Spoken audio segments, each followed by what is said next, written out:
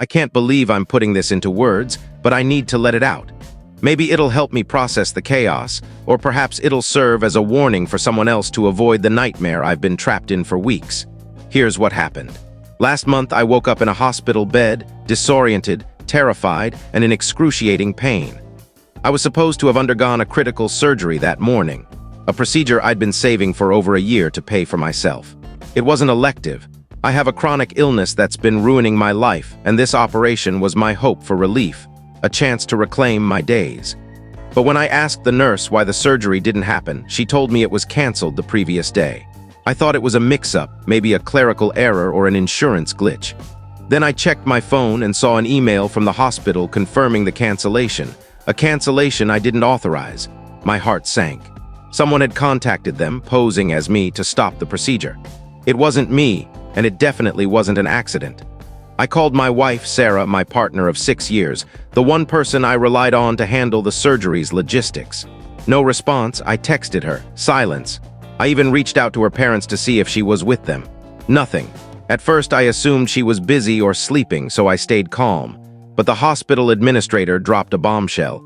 The payment for the surgery had failed. The bank transfer I'd meticulously arranged and verified weeks earlier was reversed the day before the cancellation. All the money I'd saved, gone. I felt nauseous. Some background. I've been working grueling hours for over a year to afford this surgery. We're not wealthy, and insurance barely covered it, so every penny counted. I gave up luxuries. No dining out, no new clothes, even canceled my streaming services. Sarah seemed supportive, or so I thought. She'd say things like, "We'll get through this together, and you'll feel like yourself again soon." I trusted her completely. She managed our budget, monitored the account where we saved the surgery funds, and drove me to appointments. So when the payment failed, I didn't suspect her. I thought I'd made a mistake, maybe a transfer error or a bank issue. But when I checked my account, I saw a massive withdrawal 2 days before the surgery. $15,000. Every dime I'd saved. I called Sarah again, still no answer. By now, worry was creeping in. Was she hurt? In trouble? But when I got home, her car was gone and some of her belongings, her suitcase, clothes, toiletries were missing. Not everything, just enough to notice. My worry turned to dread, a mix of fear and anger. My hands shook, my mind raced. Had she left me? Was she in danger? Why would she take the money? It felt like a nightmare I couldn't wake from. I kept calling her, straight to voicemail. I sat on the couch for hours, staring at the withdrawal on my banking app, praying for an explanation. Maybe an emergency forced her to take the money. Maybe she'd call and clear it all up. I clung to that hope, but deep down I knew something was horribly wrong. The first clue came that night when I checked our shared email for any bank alerts I might have missed. That's when I found it. A confirmation for a first-class flight to a tropical resort, booked 2 days earlier, leaving the day before my surgery. The passenger, Sarah. I tried to rationalize it, maybe a work trip. She sometimes traveled for her job. But then I saw the second passenger, Nathan. A name I didn't know. I Googled him. He was an old college friend of Sarah's, according to his LinkedIn. My stomach churned, but I wasn't ready to assume the worst. Maybe they were colleagues. Maybe it was business-related. I kept making excuses. Then I checked her Instagram. There she was, posted hours after I'd been calling her non-stop, lounging by a pool, drink in hand, wearing sunglasses and a swimsuit I'd never seen. The caption read, "Time for a break." The photo was credited to Nathan, his profile tagged. His private account had a picture of them together as his profile image. It hit me like a freight train. I couldn't breathe. This was the woman who'd held my hand at doctor's appointments, who'd promised we were a team, who'd vowed to support me post-surgery. Now she was sipping cocktails with another man while I sat at home, unable to afford the surgery she knew I desperately needed. I wasn't angry yet, just broken, devastated. I kept asking myself, how could she do this? Why would she betray me like this? I stared at her photo for hours, hoping it was a mistake. The next day, my credit card company sent an alert. Someone had charged $4,000 at a luxury hotel in the same city as her flight. I didn't need to guess who. She'd maxed out my card on top of draining our savings. That's when I broke. This wasn't a misunderstanding. She'd planned it. She knew the surgery was my lifeline, knew the pain I was in, and she chose to do this anyway. I haven't heard from her since. Not a call, not a text. She vanished, leaving me to pick up the pieces. Update: I'm still grappling with the depth of this betrayal. A few days after Sarah disappeared, I got a message that threw me for a loop. It was from Nathan, the guy she ran off with. I thought it was a cruel prank. Why would he contact me? But his message began, "I didn't know she was married. Can we talk?" I was stunned. Didn't know she was married. Was he lying, or had Sarah deceived him too? I responded cautiously, asking for details. He said Sarah had been seeing him for 8 months, reconnecting after she liked one of his Instagram posts. She told him she was single, recently divorced from a controlling, manipulative ex, me. She claimed she was free to start over. I couldn't believe it. Nathan and I spoke on the phone that night. I was skeptical, but he seemed sincere, even furious.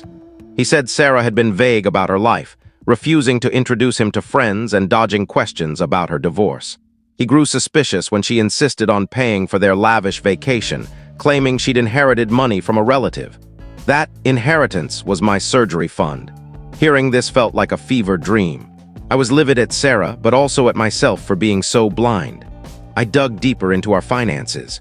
Beyond the $15,000 she took, I discovered she'd opened a credit card in my name months ago, racking up $8,000 in charges for luxury goods, designer clothes, fancy dinners. She'd redirected the statements to her private email.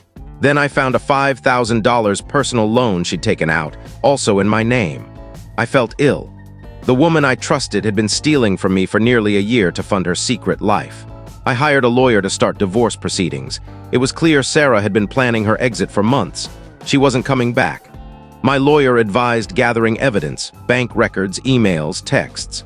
On Sarah's laptop, which she left behind, I found emails to Nathan filled with lies about our marriage, our finances, even her job. She claimed she was a high-powered marketing exec, when in reality she'd been jobless for a year. She told him she wanted to move to a new city with him, using the inheritance for a house down payment. It was sickening. Nathan confronted Sarah after our talk. He called me afterward, furious. She admitted to lying about our marriage, downplaying it as basically over. When he pressed her about the money, she confessed it wasn't an inheritance. Worse, she showed no remorse, saying, "You don't get ahead by playing it safe." He ended things and left the resort early. I felt a flicker of satisfaction, but it didn't undo the damage. I reached out to Sarah's friends to see if they knew anything. Some admitted they'd suspected she was up to something, but stayed quiet. One friend said Sarah had called me distant and work-obsessed, painting me as the villain to justify her actions. It stung. I'd been working tirelessly for the surgery for our future. Her parents were shocked but not entirely surprised, hinting at her history of reckless choices, though never this extreme. Her mom said, "I always feared she'd do something like this." Thanks for the heads up. I'm now untangling the financial mess. Between the stolen money, the secret credit card, and the loan, I'm facing tens of thousands in debt. My lawyer thinks I can recover some of it, but it'll be a long fight. Sarah's gone silent, and I don't want to hear from her. Nothing she says could fix this. The woman I loved doesn't exist.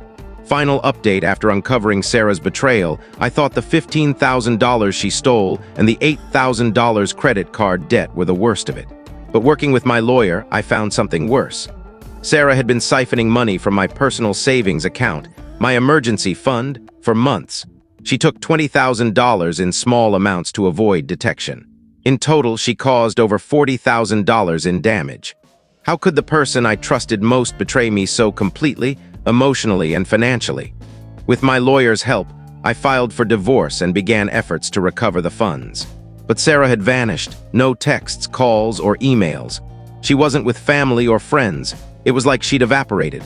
Serving her divorce papers was tough without her location, so I hired a private investigator. He found her in another city, living in an Airbnb under an alias, clearly hiding. When we served her, her response was chilling. "Do what you want. I don't care." She skipped the initial court hearings, delaying everything. She seemed indifferent to the wreckage she'd left behind. I decided to share my story with our social circle, friends, coworkers, even her family. Sarah had spread lies about me, and I wanted the truth out. I posted a detailed account online with screenshots of texts, emails, and financial evidence. It wasn't about revenge, though it felt good. I needed people to know what she'd done. The post spread quickly. Sarah's reputation crumbled. Friends cut her off, and even her family, initially neutral, turned against her when they saw the proof. I don't relish destroying her life, but she made her choices. Then, after months of silence, Sarah emailed me, a long, disjointed message claiming she'd made a mistake and wanted to talk. I was skeptical but met her in public. She looked worn, like she'd been running for months. She apologized but quickly justified herself, saying she felt trapped in our marriage and saw Nathan as her escape. When he dumped her after learning the truth, she burned through the stolen money on her hideout. She was broke and desperate. I felt a pang of pity, but then I remembered her actions. I told her I was done and left. The final blow came when Sarah tried to scam a friend of mine for money, spinning a tale about me abandoning her. My friend saw through it and told me that was it. I filed for a restraining order, which the court granted. For the first time in months, I felt some control. I'm rebuilding now.